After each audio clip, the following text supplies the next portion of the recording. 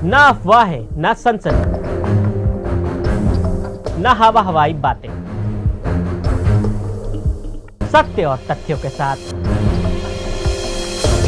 खबरों की तह तक। मौलिक अधिकारों वाले भाग 3 में श्री राम, सीता और लक्ष्मण जी का चित्र। किसी भी सभ्य समाज के संचालन के लिए कुछ नियम कायदों की जरूरत होती है। लोकतांत्रिक प्रणाली में संविधान के जरिए इसकी व्यवस्था की जाती है। संविधान किसी भी देश की शासन प्रणाली और राज्य को चलाने के लिए बनाया गया एक दस्तावेज। प्रेम बिहारी नारायण रायजादा जैसे सुलेखकों ने इसे अपने कलम से निखारा, मगर यह काम मुश्किल होते हुए भी आसान था उस काम के मुकाबले जो इस संविधान की कल्पना कर इसे लिखित रूप देने वाले ने संविधान सभा में पूरे 3 साल लगाकर किया था। क्योंकि वो कल्पना केवल एक किताब ही नहीं थी, वो तो जैसे एक मुल्क का तस्वुर था, एक नए समाज का और एक ऐसी नई संस्कृति का जो इससे पहले इस संसार में कभी नहीं देखा। शांति का उपदेश देते बुद्ध, टीपू सुल्तान से लेकर अकबर तक हम सब इस संविधान की खूब कस्में खाते हैं या लोगों को खाते सुनते भी हैं। पर क्या आपने संविधान देखा है? मान लीजिए कभी फोटो वगैरह में देखा भी हो, तो एक चीज तो पक्का पता होगी कि संविधान की मूल प्रति में हाथ से बनाए ढेरों चित्र शामिल है। इसका भी एक किस्सा है। हुआ ये कि भारतीय संविधान रचा जा रहा था। इसी समय डॉक्टर भीमराव अंबेडकर ने जब इसके ड्राफ्ट को पेश किया तो संविधान की मूल प्रति में विषयों के अनुसार उसमें चित्रों के चित्रण पर चर्चा हुई। जवाहरलाल नेहरू एक बार शांति निकेतन गए। वहां उन्हें चित्रकार नंदलाल बोस मिले। नेहरू जी ने उनसे आग्रह किया, संविधान की किताब तैयार हो रही है, उसे आप अपनी चित्रकारी से सजा दीजिए। 4 साल में बोस और उसके छात्रों ने कुल 22 चित्र और किनारियां बनाई, जिसके जरिए संविधान के सारे 22 अध्यायों को सजाया गया।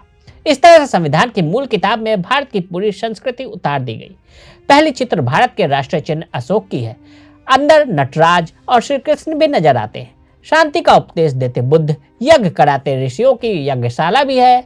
कमल से लेकर स्वर्ग से आती गंगा की तस्वीरें संविधान में आपको मिल जाएंगी। रानी लक्ष्मीबाई, गुरु गोविंद सिंह, टीपू सुल्तान से लेकर अकबर तक की तस्वीरें आपको संविधान में मिलेंगी। हड़प्पा की खुदाई से मिली चीजें, शेर और घोड़े, ये सब आपको संविधान की किताब में नजर आएंगे।